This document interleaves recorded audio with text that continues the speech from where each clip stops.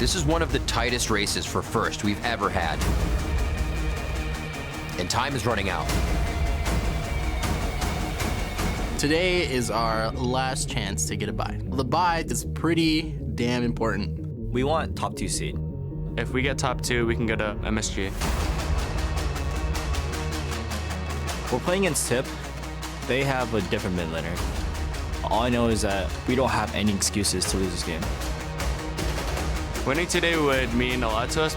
TDK is auto-relegated, so they're not scared to do anything. Plays in the jungle here. Seraph jumps on him. That damage. I think it's pretty scary. Looks like they're going to give up on this one. Going for the long shot. Smites him down. With the way things went yesterday, there's no telling what could happen. Today is the day to leave everything on the Rift.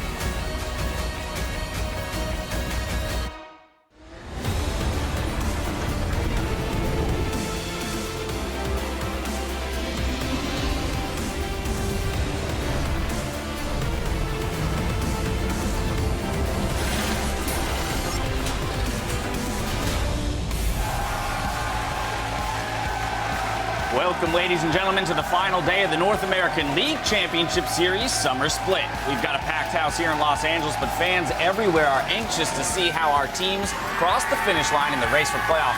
Excitement is in the air as we prep for what could be a marathon day of League of Legends. Our first game will be showcasing Dignitas, who you see here, staying loose before they face off against Enemy. A little synchronized head nodding there between Kiwi and Shifter.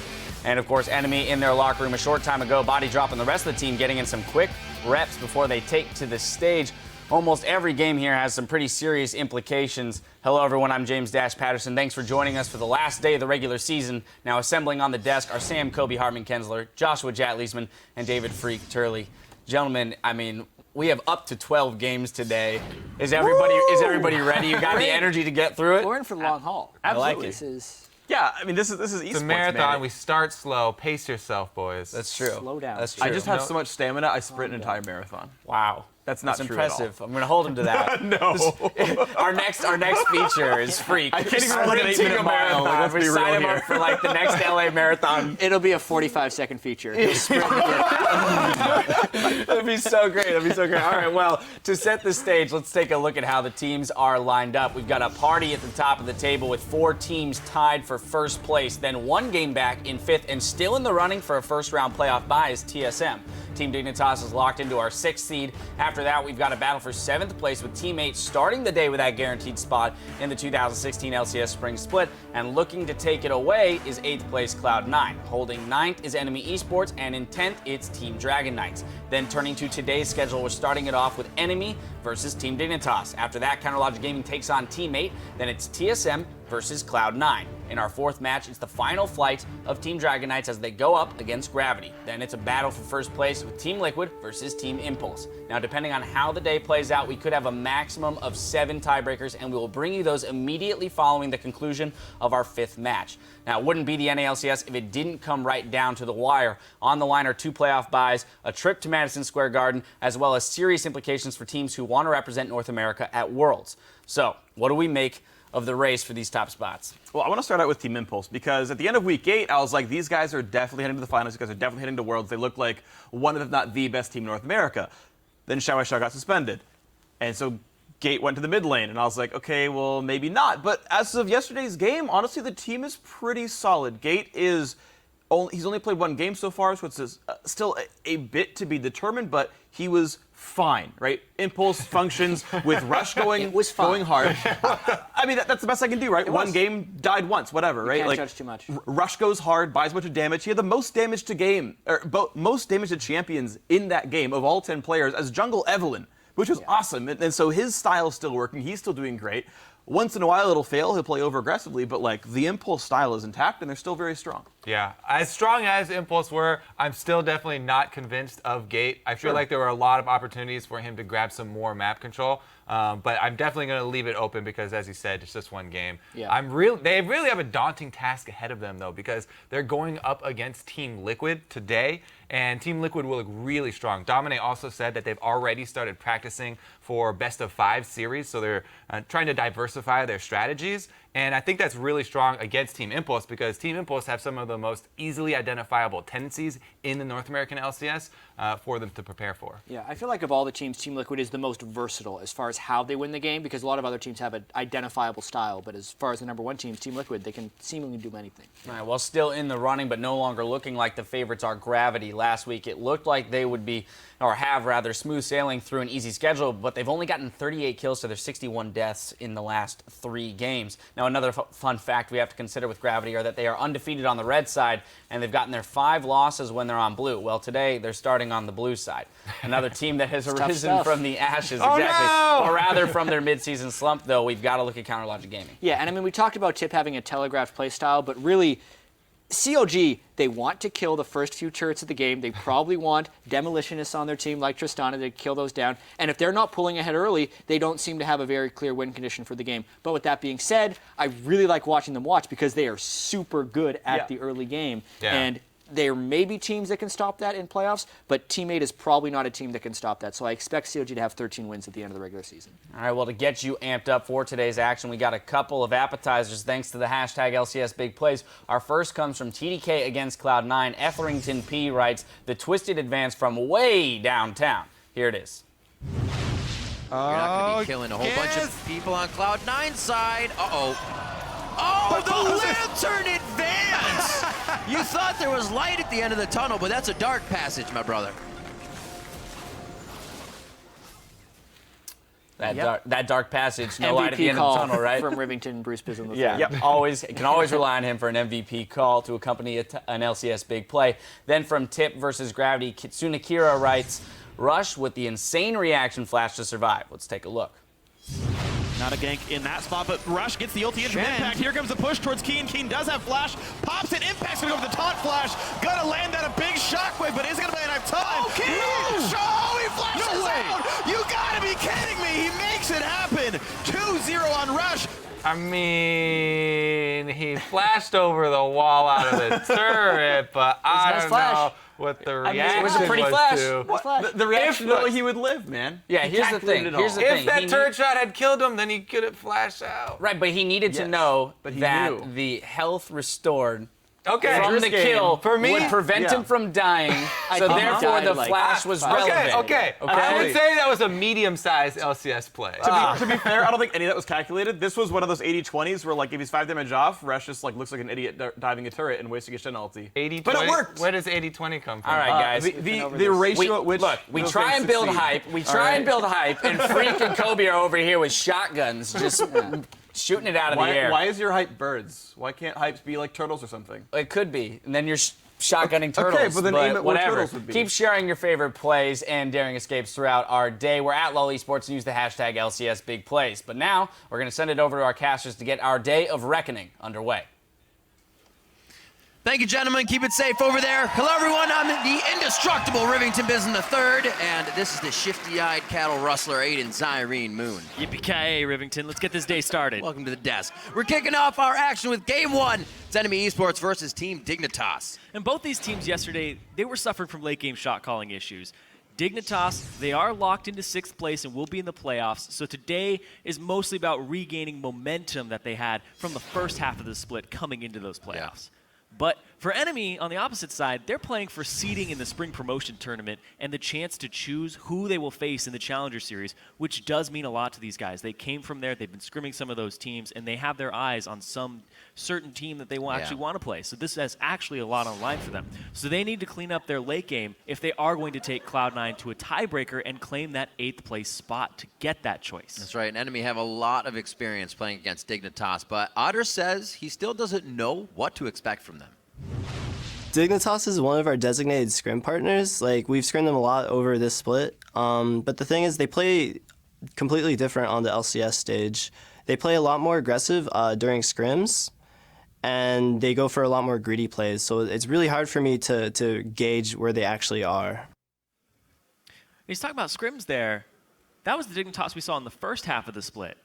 Yeah. Dignitas is trying to recapture that magic. If they become aggressive again and actually a little more calculated in their plays, they could be walking away with the win here, but it's bitten them I yesterday. think it was the all teams go pretty hard in the scrims, and then kind of measure it out on the stage. I don't know. Maybe it's just kind of something they have to work out themselves in their mind as they get into the game. Let's check out the starting lineup, see if they can do it right now. On the blue side, it's going to be Enemy. Flares in the top lane, Trashy in the jungle, Inox in mid, Otter at 80 carry with Body Drop at support, and Coach Pragmatic. And on the red side, it's Team Dignitas. Gamsu at top, Helios in the jungle, Shifter in mid, Core JJ at 80 carry, Kiwi Kid on support, and Broken Shard filling in the coach role. He is, and the team has said having that kind of other authority figure in the house after a previous coach had left it. They were kind of didn't have structure, where to go, what to do. Practices were a bit muddled, but having even Broken Shard come in as just a figure really helped them out, and we heard that in the interviews. It's really good to have an authority figure in the house able to direct what your next goal is. Because a lot of people are just, tell me what to do, and I can go do that, tell me what to improve, and that will help us push forward. But Dignitas, they won all their games in the first half of the split except for 2. They lost 2 games first half of the split. Second half of the split, they've only won 2 games. And those were top half teams at the time as well, CLG and Gravity. So good losses to have, if you could say that. But they have beaten top teams before. So Dignitas are looking to get their first split magic back in time for playoffs so that they can actually pull out some victories here. Quite a stark difference. 3 wins in that first half for Enemy here as they struggled to find the ground after kind of surging out of the Challenger Series and onto the scene. We'll see what they can do here in the final weeks of the LCS. The ban's on the board. A lot of crowd control being locked out here, and a bit of focus on the jungle with that Nidalee over on Team Dignitas' side. I was actually having a conversation with Enemy before this, talking about how important top lane support and jungle synergy actually has become in the meta, because they're a very 80 carry mid lane centric team, and being able to adjust that, because that was their challenger style. It worked for them where Otter and Inox were carrying games. It hasn't worked out for them in the LCS, and they're drafting some Engage to allow them to actually be able to play against a poke comp if Team Dignitas go for that. So very interesting here from Enemy that they're first picking the Sivir. Wow. Kog'Maw as well. The other side of Dignitas, keeping the Sivir away from Core JJ, and we've seen Sivir on the ban list a lot, so for her to get by, first pick for Enemy for sure. Yeah, and I like that they're drafting Hard Engage on blue side. It stops you from picking up the poke champion on the red side, last pick, counter pick, and making sure that you have something to deal with it on blue side. They do draft the Kog'Maw flex pick between Shifter and Core JJ. Core JJ played it yesterday as 80 carry, and they did a protect the Kog'Maw strategy with Rek'Sai in the jungle, but it didn't work out for them very well. They actually lost that game to Counter Logic Gaming, exactly. But it looks like almost the same composition so far from Team Dignitas. Yep, the Kog'Maw and the Rek'Sai are there, kind of using that flexibility, as you said. We'll see if Enemy falls for it. They may just go with a few picks that don't show too much of their own hand themselves. Trashy doesn't really have to take a jungler here, but could also, to, like I said, not show anything and keep it easy. No real priority picks that they have to go toward just yet. Echo in the jungle, haven't seen him for a few weeks here. He is going to get picked up. May still be a flex coming in now for Enemy's side. It could be a mid lane Echo. That's almost 2 flex picked up, Nautilus and Echo. Well, Flares has played it top. Nautilus has been played body drop middle, or body drop support body middle. Drop bottom. We've seen the Echo go to Inox and Trashy both. Exactly. Actually, we've only seen Inox play it. He played it against Team 8 in Week 3. And the Tom Kench hover. Kench off the bench for the NALCS. Doesn't look like it just yet. Yeah, they're going back and forth.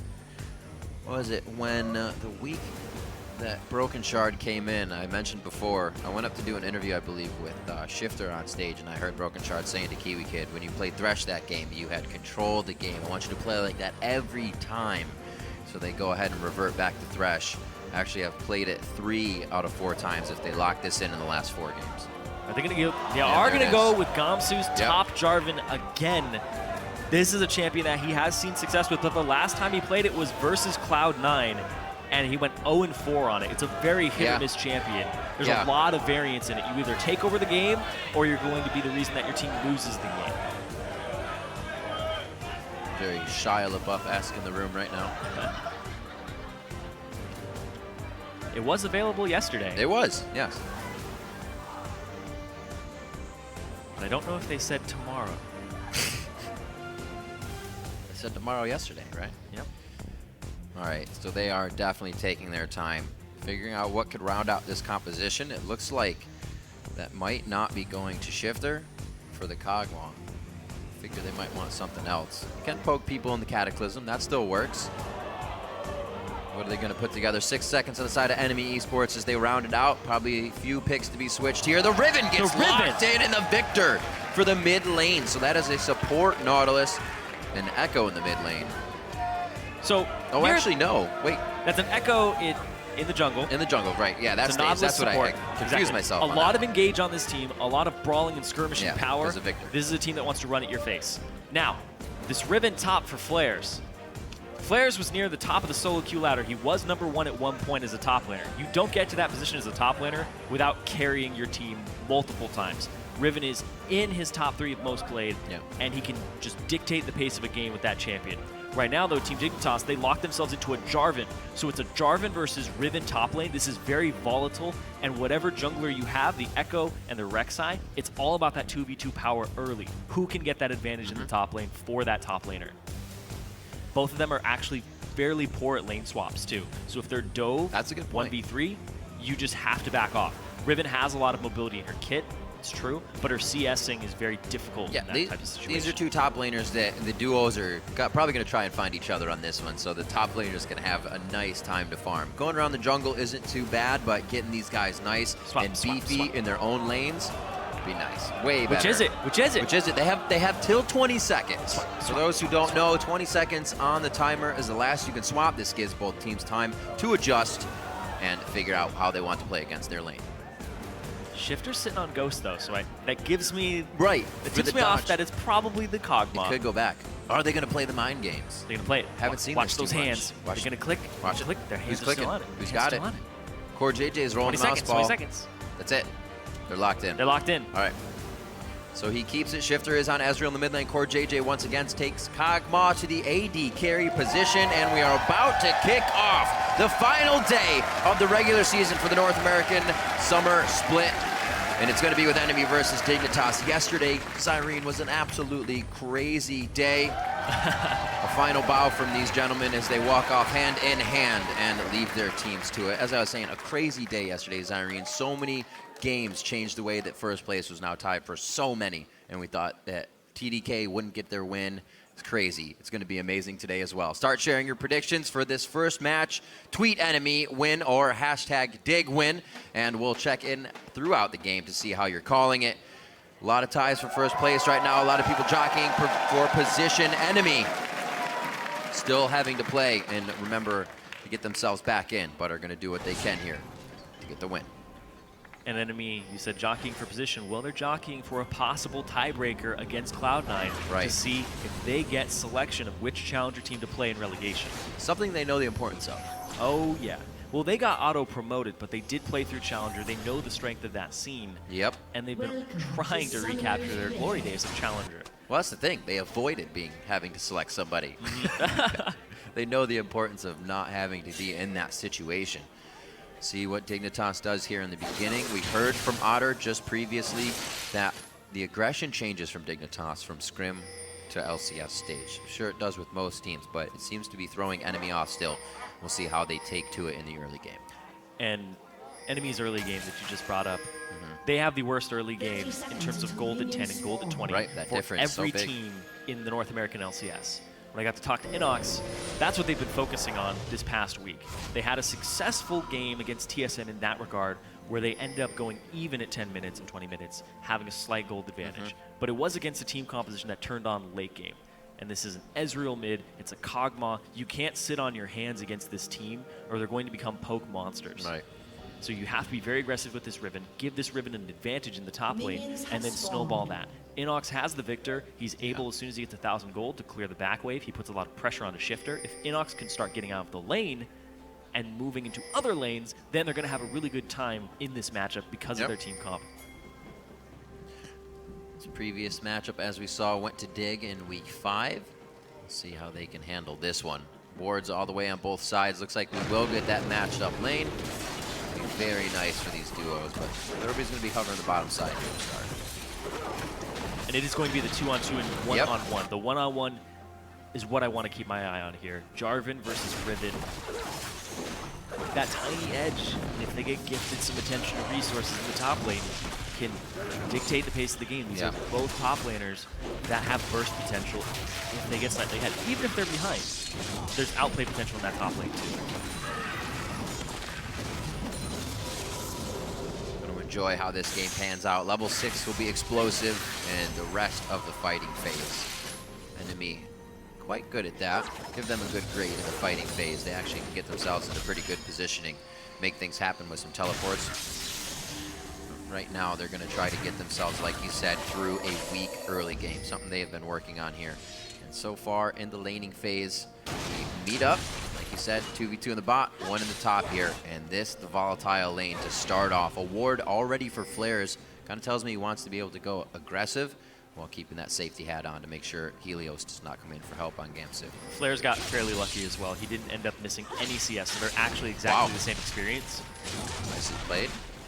Good timing to get himself across the map and set things up for an advantageous position. If he can get a level here, Gamsu may decide to go in, but he knows it's only 1 more CS for Flares, and they keep it safe.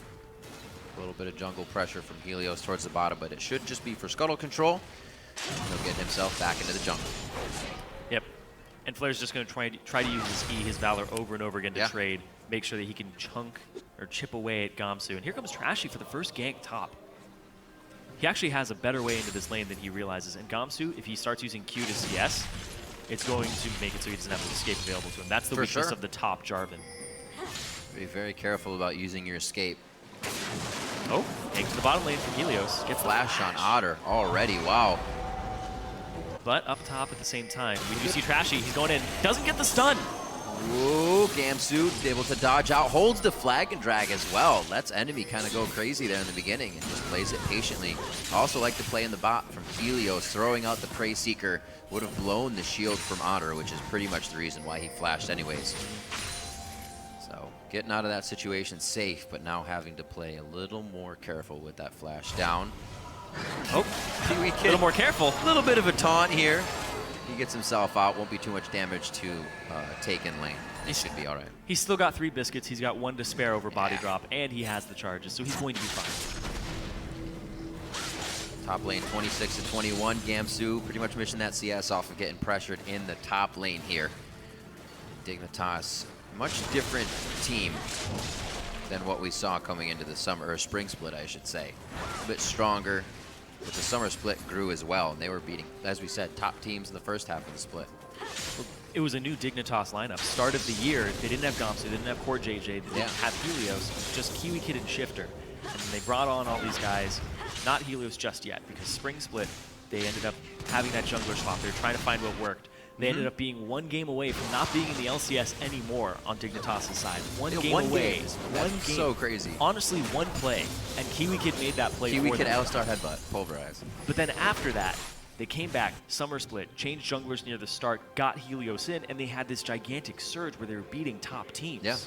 And that was with some of the changes, too, they saw throughout the entire season. A lot of these teams find a sub, and the sub hurts a little too much to keep things going. Inox, he gets the gravity field down, but he gets locked back as well. Good full team roam, pretty much, coming from Dignitas towards the mid lane to start things off. And Kiwi Kid, man, this guy is just all in charge of those playmakings. Yep. Him and Helios alongside each other, the shot callers, the guys who go back and forth and be very vocal on the team. Let's shut down Inox. Let's shut down this guy and give Shifter a lane where he's AP Ezreal. He's not feeling the pressure just yet. He's even in CS. Trashy, though. Helios, is he even looking? Oh, he gets the phase dive in. Time Winder goes out. Flares gets exploded by the initial damage. They trade 1 for 1. Gamsu's going to be locking down Trashy. May be able to get the ult in, but doesn't actually want it. Does not actually know where Inox is coming from in the lane, but plays back and forth. That's 2 kills for Dig. They do get Gamsu going a little bit, and we said once that lane goes one side, it could get bad for the other player. Flares didn't even get an assist on that. That's the bad part for enemy. It was just a flat kill, so more gold going over to Dignitas. Good point, sorry. Overall, just off that play. But Trashy wants more. Parallel convergence. No mana. Should be able to see that, but good call. No mana, no flag and drag. Trashy stays for the kill, and he was setting that up for a few seconds there. That was big because Flares ends up getting a free wave by himself. If Gamsu is pressured to use his TP to the top lane and doesn't want to miss out on that CS, like I said, very volatile top lane. It goes back and forth, it waxes and wanes. We're seeing that jungle attention immediately to the top lane for that exact reason. So a little cooldown and pen going in for Gamsu. There's the the choice TP. for Pickaxe coming in from Flares. And he does have to get to the top lane. So TP down for Gamsu now. TP up for Flares could be a big play there now that we have 6 on those top laners with their ultimates up. A little bit of pressure to body drop as he's getting pushed out of his jungle during his roam from top to bottom. Still trying to set up plays and wards for the team to keep Enoch safe. Flares goes hard, gets the stun down, but he also gets stuck in. His dash going to come up soon. He's able to get out of Cataclysm, but he cannot fight Gamsu right now. He had flash still. He's being super conservative about using his summoners. This means that Flares most likely has a play in mind for some place on the map, but he's not going to be able to do it anymore. He's probably going to have to TP top now, use that just to catch waves so he doesn't even fall further behind. That was big. I don't know what Flares was doing. He was waiting on the E, and it's just not worth it at that point. Nice hook. Causes body drop to go all in. You kind of think if Flares can dodge a few of the Q attacks, there's the TP, then he might be able to win, but yeah, staying so close, just taking all the damage. Seems to have misplayed it a little bit, or thought he was a little more powerful with the pickaxe buy to come back, maybe just straight up. Well, pickaxe versus brutalizer. Brutalizer's going to win every day. It's got the same damage as pickaxe, more cooldown reduction armor pen. I don't know what he was thinking when he went in for those trades. And it looked like he initiated them too. The ultimate would pretty much get him in the win of the fight, maybe. Yeah, when you use all 3 of your Qs on Riven, you're not going to be able to get out of the ultimate, especially if you just used your Valor. That's, yeah. So we'll see if he can keep his head on straight. Just a few plays back and forth, but he is 0-2-0, and it becomes a tough game when Riven cannot get herself going. To the bottom side of the map, Helios uses the farm alarm to get into position here. Looks like they may just try to trade over blue, and then maybe get something to save this bottom lane. Still 3 pressure coming in from enemy as they wait patiently to try and get a kill on top of poor JJ here. Yeah, Otter has that farm advantage though, so it is ballooning a little bit for them. The problem though is the late game scaling. And look at this, Helios caught it. Oh, they got his E. He doesn't have it. No flash either. Enemy being the aggressive team here. Otter was saying he wasn't sure how to gauge Dignitas' aggression, but I guess you gauge it by doing the same thing. Helios ended up using his tunnel as the knockup was coming through, so it interrupted the tunnel and stopped the move block. No flash available. That puts Dragon on the table for enemy. Helios out. They know where the pressure is on the map. Don't even have to call down flares. Really good things for the start of enemy here. And while it still comes to be 10 minutes, they're down in gold. They're closing a bit of the gap that they usually are near 1,000. They've cut it in half. There's still a lot more potential here for them to get this game. But it's still so concerning. All the kills are onto Trashy, the jungler, onto Echo. That's a good point, looking down at it. There's no assists onto Flares. There's 1 on both of your support and AD carry. The gold distribution here is not ideal, whereas you look at Dignitas and they have a decent amount on Gamsu. Gamsu's sitting in that lane 24/7. That's the difference between having kills on your jungler and your top laner, is your top laner is always using that gold and those combat stats to fight against another force. Jungler, that gold comes out of lanes and goes to other ones. Lantern, though, looking for body drop. They're not going to find it. Trashy's off on the wings. It doesn't look like they want to take this, though. But back to my point, having all the gold on a jungler means your jungler has to be very active and get that gold into lanes. It's now on him. Trashy's got to make moves. Usually on that Gragas and Rek'Sai play, he's more than used to getting his hands dirty, getting into the action here. Yeah, you have to have presence, because this Jarvan is always going to beat his head against this Riven, and he's got 2 kills up, he's got 13 CS, and that CS advantage is only going to grow because he gets to zone him out, because he never has a chance to fight from enemy side. Punishing Gamsu here. We're going to say it was one or the other. Flares was either going to get this lane, or Gamsu was again going to have a troubling Jarvan game here. It seems like he's got enough help from Helios and really a solo kill in his lane to keep things going. Top lane pressure is going to happen now for this turret. Start to open up the map finally. Usually in those swap lanes, we'll get these turrets down already and things are moving, but this is just time to really set it up. They're going to light the barbecue here. Shifter. If it hits, that's the go sign. Oh! Not going to be able to do much body trap, but he gets caught in. Gamsu actually breaks the Cataclysm quick, so everybody can get to their target. A nice Lantern out, and they choose correctly to get out of there with body drop and no more vision on the rest of enemy. Good plays by Dig here to get themselves in the lead. They're picking on Flares. Flares' performance in these last few games have not been good at all. 1-4 on Nautilus, 0-5 on Fizz, 2-7 on Maokai, and then you go even further back. 1-5 on Aurelia, 0-5 Nautilus. Ever since their win against TDK, Flares has been in a gigantic slump, and they seem to be preying on that on Dignitas' side. And another part about that play, when the True Shot Barrage comes by, it keys off go, and Shifter gets an assist off the back of it. The gold distribution that Dignitas is getting here is really helping them get to that point where they get past enemies early game, team composition, Riven shut down, Jarvan's now online, has full pressure in that lane, and then eventually Ezreal, just by being Ezreal, is going to have pressure in this lane, and then Kog'Maw will have pressure.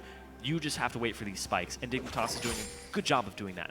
He was able to stay incredibly safe in lane the whole time. 2 assists for nothing is pretty good for Shifter. He's been able to keep pretty equal CS with Inox throwing lasers down in that mid lane.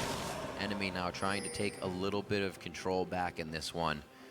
Really need to get some of those damage dealers more kills. Inox and Flares hopefully able to join a few of these fights soon. Towards the top side, we're going to see more action. They saw the ward cover Trashy leaving, so Helios makes his way up. And the ward coverage from Dignitas, since they had full control of that top side, is now theirs. They get to dictate everything that happens in that top lane. Nothing happens without eyes on that top lane from Dignitas. It's like they even see Trashy come into this lane. They know this is a 2-on-2. And they're still going to pick it because they have a gold advantage. Yomu's Ghostblade completed versus a Brutalizer pickaxe on Flares. Look how aggressive Gamsu's being. Saying, yep, I got this gigantic Winion wave. Nobody's going to fight him in that anyways. So they're going to see him in the ward. And ping the mid lane here. Looks like we're going to have Inox trying to push that wave he's telling them to. Will they try to do anything? Now it's Trashy in the brush that Dignitas just got a kill on Flares in. There's a pink ward in there. He still hasn't cleared it yet. Nope. He will soon. There we go. Finally cleared the pink ward. Helios playing babysitter to his fed top laner, making sure they don't shut him down. It's very predictable though. When you have a volatile top lane, you get an advantage. You know they want to fight you. They got volatile too fast because it slowed down. He does in fact get the hook. Body Drop has no escape on this one. Voidoo's keeping him in range, but Otter able to push them off. Should have kept going forward, but Core JJ was out of mana. The flash flame from Kiwi Kid. Turnaround. Core JJ's out of mana here. This could actually be pretty bad. A nice boomerang coming back across. The minion wave meets. Too much disruption for the fight, and both teams don't want it anymore. Summoners all blown, but Core JJ's flash is still up on that side. And that ward that was placed in that bottom side rush is actually a big problem, the one that just got pinged. Because Gamsu has his TP, and they know Flares doesn't because he just used it, Gamsu has the potential to make a play on this bot lane. You cannot walk forward as Otter and Body Drop until you clear that ward out. Okay, Shifter picks up the Magi Soul Stealer. Looks like it's going to be a stacking game for Shifter's Ezreal in the mid lane this time. They're 15 minutes in. Him. And he is yet to stack it as he just bought it. Flares gets taken down the moment he is up. It seems like he cannot keep himself on the map because Dignitas is just prioritizing him over and over again. It's been a tough game for him. Oh, and they see that it's been a tough game for Flares. 0-4, shutting him down. Shifter has a Magi Soul Stealer already. Second item, AP Ezreal. I assume he's just going to start shooting his True Shot barrages off to the sides, getting assists, and trying to stack that up very slowly over time. But eventually, he's hoping for that 20 stack. Well, a good job by enemy to keep themselves in here, stealing resources left and right, making sure Dignitas doesn't get big leads with little things. Otter is clearing out bot turret here. Start to open up the map just a little bit. When you get these 2v2 lanes, things really tend to slow down unless the jungle pressure becomes very big. Helios was able to do a bit of that. He has 3 kill participation out of the 5. So not too shabby for himself. 4 for Gamsu. So you can tell a lot of that action has just been in the top lane. For the blue. Not gonna get it. A little early. Always worth a shot though. But he gets to clear out the mid wave. Yep. So see how many Inox ends up losing for that. Infinity Edge to Triforce has just come out for the 80 carries as well, so a good burst there could be very, very useful at the first dragon, or second dragon, I should say. Could be first for Dignitas. Oh, Flares. Oh, that Q damage. Flares keeps playing like he's ahead in this lane and just has an enormous advantage, but you're 0-4. You need to reel it back a little bit. You have as many deaths as the enemy top laner has kill participation, so you almost have to play like that sometimes. Yeah, you might have wanted to play like that a little while earlier before that. Because that top lane was equalized. The CS was very close for a while. Like I said, it keeps ballooning. Especially that, and there's the TP to the ward. That kill to come back. Still has ulti. Oh my word! That's the Tiamat coming in, big damage. Gamsu's coming up big on the Jarvan once again for Dignitas here. 7-3, 18 minutes, they're gonna start moving on to the Dragon. And that's the type of play that they were looking for. They knew the TP was not up for Flares because they kept camping that top lane. And then they used Gamsu to make a play bottom off of Flares' back when he went for that awful trade top. Flares is honestly costing enemy this game. Unfortunate that It's true. It can't. Well, the selection of champion as well, in way of comfort, still very risky. Because once this happens, you almost have no chance of coming back. Save, you get everybody low health, and you hit a beautiful wind slash. Come the next dragon fight, right? There's still that chance, but a very far off chance here with the way Dig is positioning, how they're entering fights, and the way they're taking consideration of everything. Flares once again. Even though you're with the team, if you're the caboose still is not safe. You gotta be careful. Unfortunate there, he was just following Trashy, but Dig still all over him. Dig is kicking the puppy right now. That's just a gold bag in the top, and they just keep revisiting it. Trash is gonna go aggressive here. Don't know if they can actually get away with this. We'll see. Flash not up for Kiwi Kid here. He's gonna go down. Helios able to get out with Shifter. Chaos Storm not doing too much as there's not much AP on Inox just yet. Enemy is now struggling to get their core items finished here. Nope. Rek'Sai behind. Here comes the TP play. Rek'Sai is still behind them. They can turn on Helios right now. Flares is in. The full gap closer used by him to get into range. He's gonna have to run towards the top side now.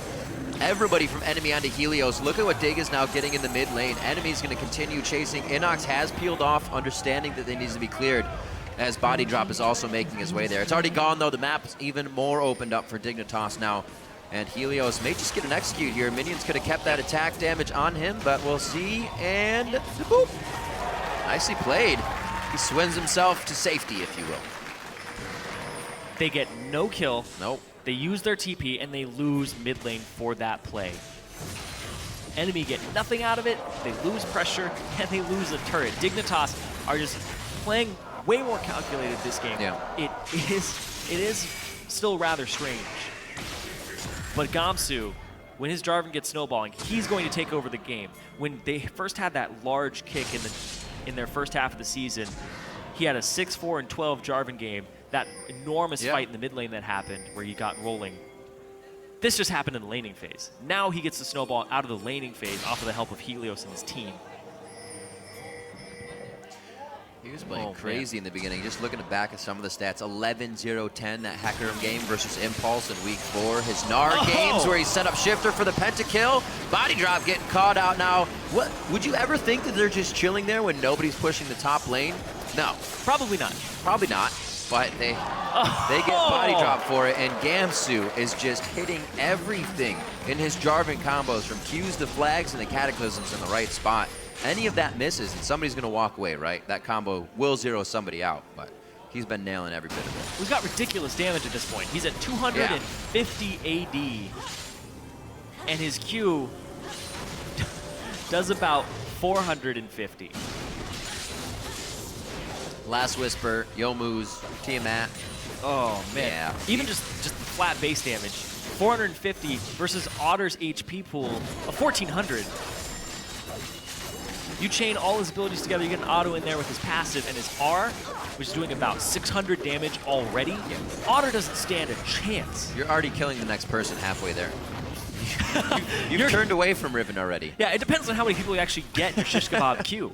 The Shish Kebab queue. I like it. See what he can serve up for the rest of the team. Across the board, everybody's been able to participate for Dig.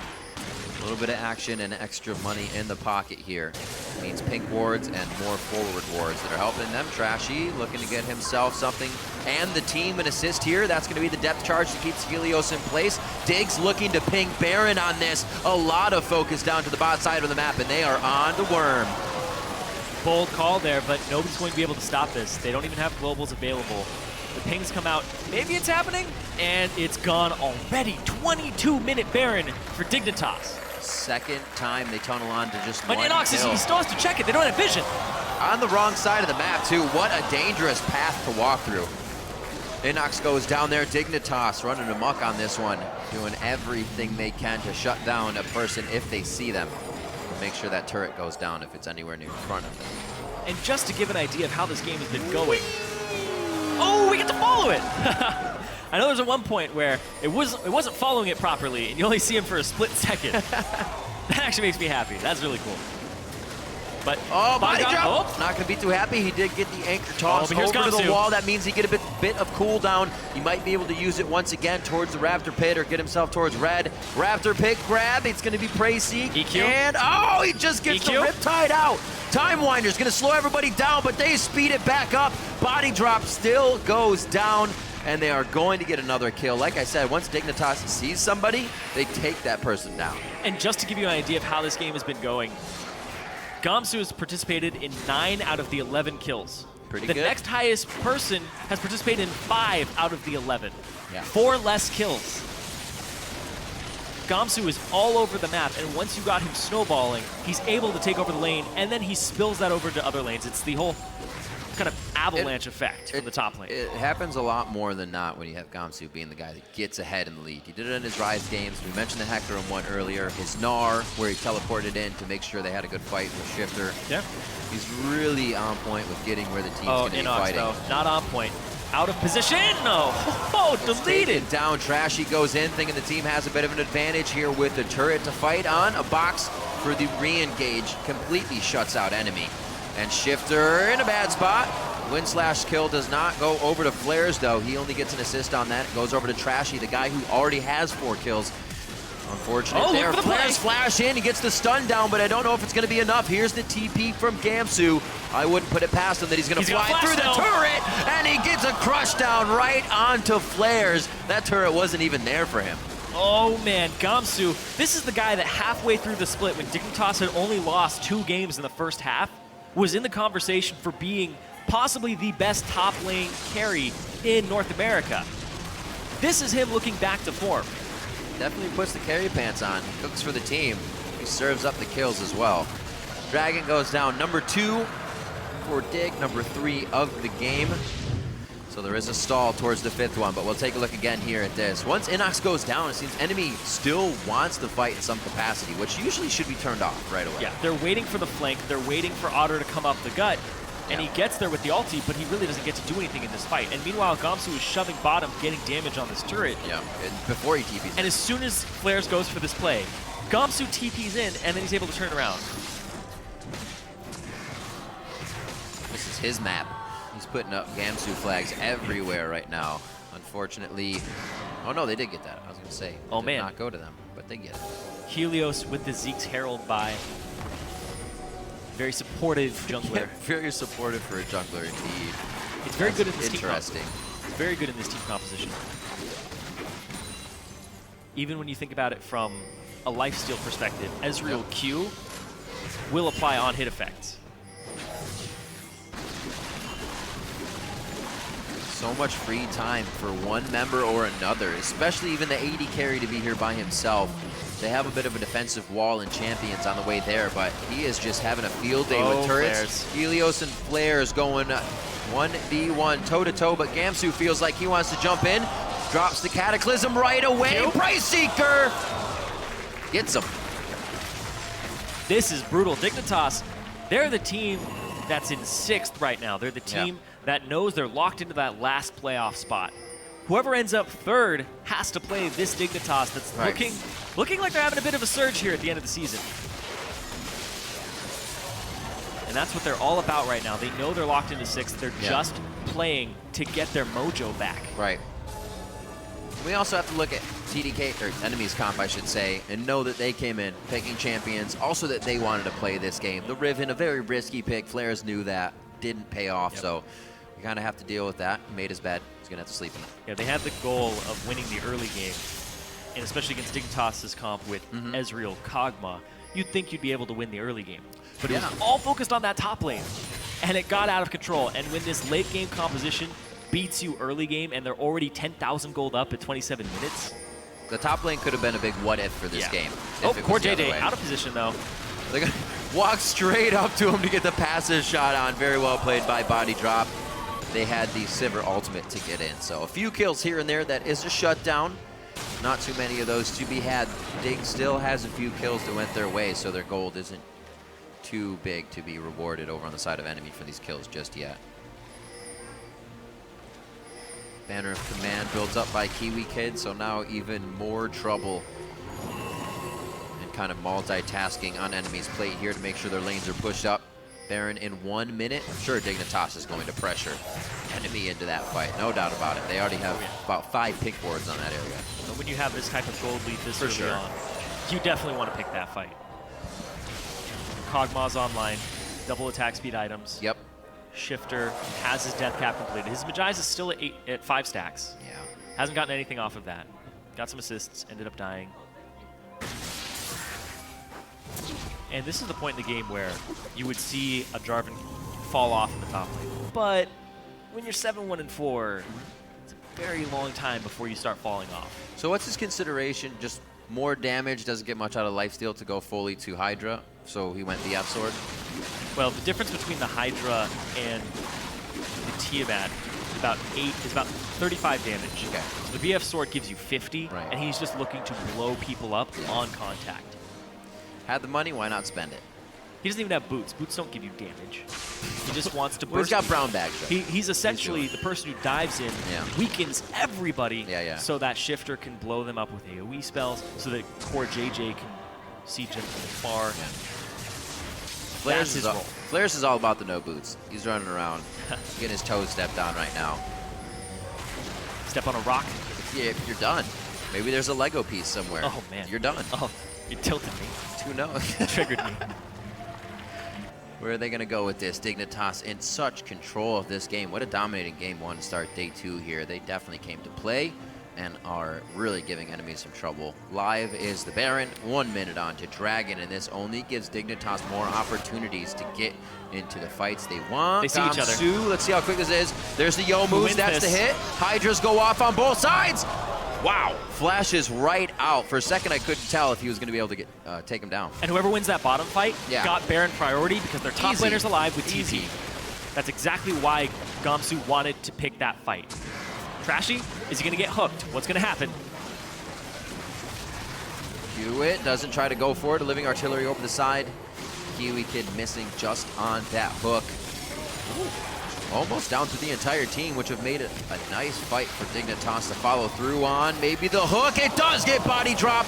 They actually dodge out of the gravity field. Nice moves by Helios and Kiwi Kid to not fully walk right into that.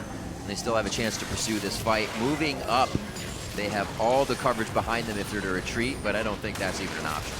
They don't have to. Dignitas with the Baron buff.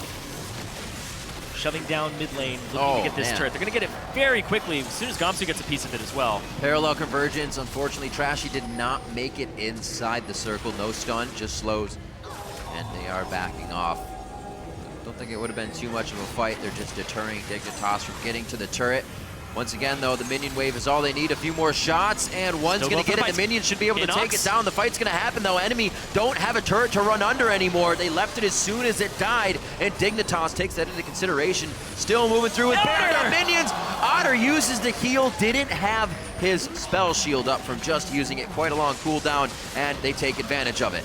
Dignitas, they're going to end the game at 31 minutes. If they were looking for their playoff mojo, they might be getting it here. They have this Banner of Commanded minion up, and it's got Baron buff. Enemy was able to take the previous game to 57 minutes. Not today, though. Dignitas was able to find a spot in the armor to just dive right in, get under the skin of enemy, and take them down. Dignitas in 31-26 takes down enemy. Dignitas lock into 6th place. Yep. If you are going to end this day in 3rd place, I'd be scared. At top of the table, tiebreaker just got a little more interesting because whoever drops out of that has to play this team. Nice, Kiwi. And enemy do not get their choice of who they play in relegation. Nope. What a ride for both teams. Like we said, Dignitas switching players in and out. A surge to start the split, only losing 2 games in the first 5. And then to drop 6 games on the back end. They lost 2 in the first half, then they had only won 2 before this victory in the second half. Crazy. Great play all around. Gamsu definitely stepping up here at the end of the season for the team. The ability to sort out jungling and management, not management, but the coaching at the end as well to get them the authority that they needed to keep a straight head on for the end of the split. It's a bigger struggle than people think. When you lose your coach, the guy who had come on last split, started seeing a surge in your team, started dictating the play style, nurturing the players and what they wanted to grow in, and replacing that, it's a big adjustment period. And Brokenshard has stepped in and they've been able to come up with some compositions that seem well practiced. Absolutely. And they're not changing people's tendencies. They're letting Gamsu still play top carries. And if Brokenshard still continues to be the coach for this team in playoffs, it doesn't look like it's going to be that big of a hiccup from now to then. We can see communication for the team, discussing, what went wrong, what went right, the things that happened in the early game. I think the 2v2 matchup in the lanes really helped Dignitas, a much more experienced team in the situation of roaming. And as soon as you have lanes matched up, if Core JJ's doing okay, Kiwi Kid was off. We saw that first kill on Inox in the mid lane. They instantly started to roam, instantly started to put wards down. It was Dignitas' game in that sense to start off in the 2v2. Yeah, the warding game was really good because Helios didn't have a Sightstone for a big portion of that early game. He ended up getting it fairly later. But they already had topside littered with wards. He didn't have Sightstone at that point, and he even got Ruby Sightstone by the end of everything. I didn't realize, but Gamsu just finished up an Infinity Edge in the end there. Gotta get all the damage. You lose track of the items when everybody's just getting destroyed. When you're fighting everyone. He almost reached Ezreal. Yeah, when you almost reach the poke champion as the dive champion. 20,000, not much. Yeah. Crazy stuff. And we were saying, Gamsu, he misses one of those Qs and he hits his ult. They're just going to flash out. But he was hitting every Q, every flag and drag he needed to, diving past turrets. The TPs were on point. And I think enemy as well, while playing, a fun game, choosing the champions they want with Riven, also still kind of tunneled in on those kills too much. Very big gaps in the game were created on both of those tunnel kills. But it's strange because they were tunneling on kills in a solo environment, not an assisted environment. Flares looked like he just was going to try and take over that lane by himself. Right. And then it was the complete opposite. As said at the start, you either win that lane really hard and take over the game, or you lose that lane. High reward. Sometimes it's not even a reward. No. Sometimes it's just high, you gotta try. Lost the game. You got to try. So let's send it down to Freak now, who's on stage with Dig's victorious support. There you go, exactly what you want to go for. Hey guys, what's up? I'm here with Kiwi Kid. I actually wanted to bring up, before we talk about the game itself, I realized a minute ago that you are a record setter in the North American LCS. You are tied for the most deaths in a game at 10. There's a 7-way tie, along with Afromoon, Reginald, and co. How does it make you feel to be a record holder? Man, setting a record with Afro has been my dream since before I even played League of Legends. Don't even ask me how I even knew him, but, if I set a record with Afro, I'm destined for greatness, so I'm pretty proud of that fact. All right, well, speaking of being destined for greatness, you guys, of course, locked in your playoff spot a week or so ago. You will be the 6th-place playoff seed. You're going to play the 3rd-place team in the quarterfinal here. How you feel going up against one of the better teams in North America in that first round? I mean, it's pretty blatant that we have a lot to work on, and no matter who we play, I think we really just need to work on ourselves. I think everybody will tell you that, and it's kind of a cliche answer, but right now we kind of lost our way. I guess we had it for a little while, but, we kind of crumbled, and it's just all up to us working on that. So how would you sort of describe this crumbled state? Because this time last split, you guys were in relegation. You guys barely made it back into the LCS. Here, you've locked in playoffs since a week or so ago. Is it still a better Dignitas than before, or are you feeling bad about it? It's just fortuitous that the season's a little bit shorter because now, our kind of You're going full CLG right now, or what? For lack of a better word, growth spurt. We locked in our playoff spot, and then we crumbled. So, and I guess I attribute that to the reduced amount of weeks in a split. So, I don't really know how to describe our crumbled state. It's kind of, well, I do, but it's just not good right now. Okay. I don't want to get too deep into it. All right, but there's something down there. We can scratch the surface, dig for gold, and there's other nuggets in there. Yeah. Right now we're just digging, and all we can find are boogers. All right. Well, it's a great note to end the interview on. Thank you, Kiwi Kid, very much. I appreciate no problem. all the time and effort. For now, we're going to send it over the commercial break. We're going to come back with Teammate vs. CLG.